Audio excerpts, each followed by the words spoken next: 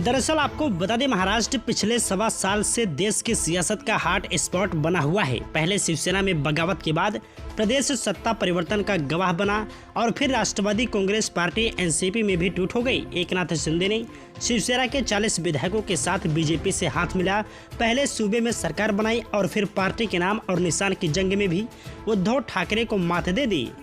NCP भी उसी राह पर है। अजित पवार ने पहले एनसीपी प्रमुख शरद पवार से अलग राह अपना बीजेपी और शिवसेना से हाथ मिला लिया।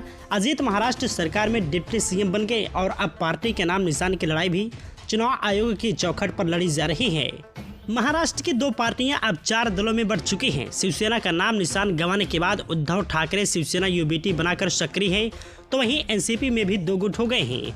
शरद पवार और अजित पवार के दोनों दलों के 2-2 गुट में चौतरफा जंग छिड़ी हुई है।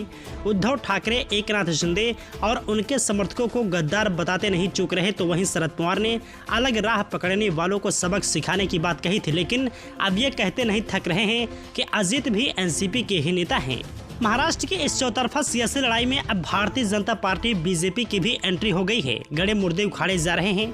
बीजेपी नेता और महाराष्ट्र सरकार के मंत्री गिरीश महाजन ने शरद पवार पर निशाना साधा, तो वहीं शिवसेना शिंदे के विधायक सदस्य सरवाड़कर ने उद्धव ठाकरे और संजय राउत पर भी हमला बोला।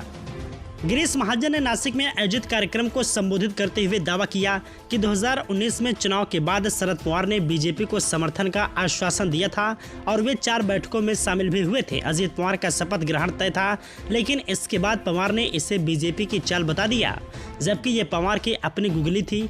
ऐसे काम करना पवार की परंपरा रही है। 2014 के बाद महाराष्ट्र में कई बार राजनीतिक उथल पुथल देखने को मिला और उनमें एनसीपी की अहम भूमिका थी। साल 2019 में देवेंद्र फडणवीस और अजित पवार के नेतृत्व वाली 3 दिन की सरकार में शरद पवार की भूमिका पर पहले भी काफी बात हो चुकी है। महाराष्ट्र के डिप्टी सीएम देवेंद्र फडणवीस ने कहा था कि इस सरकार के गठन में शरद पवार की भूमिका थी। फडणवीस के बयान के बाद खुद शरद पवार ने ये बोल चुके हैं कि ये मेरी ही गुगली थी। ऐसे में अब गिरीश महाजन के बयान का क्या मतलब? वरिष्ठ पत्रकार आशीष शुक्ला ने कहा कि फडणवीस का दावा हो या शरद पवार की स्वीकारोक्ति, ये दोनों ही बयान एनसीपी में टूट से पहले के हैं। अब अजित पवार बीजेपी के साथ सरकार का हिस्सा बन चुके हैं और चुनाव आयोग में एनसीपी पर कब्जे की जंग चल रही है। शरद पवार हो या उद्धव ठाकरे, दोनों ही नेताओं के प्रति सहानुभूति है। ये कहीं लहर न बन जाए और चुनाव में नुकसान न उठाना पड़े। शिंदे और अजित गुट को यह चिंता है। इसी सहानुभूति फैक्टर को जीरो करने के लिए गड़े मुर्दे उखाड़े जा रहे हैं।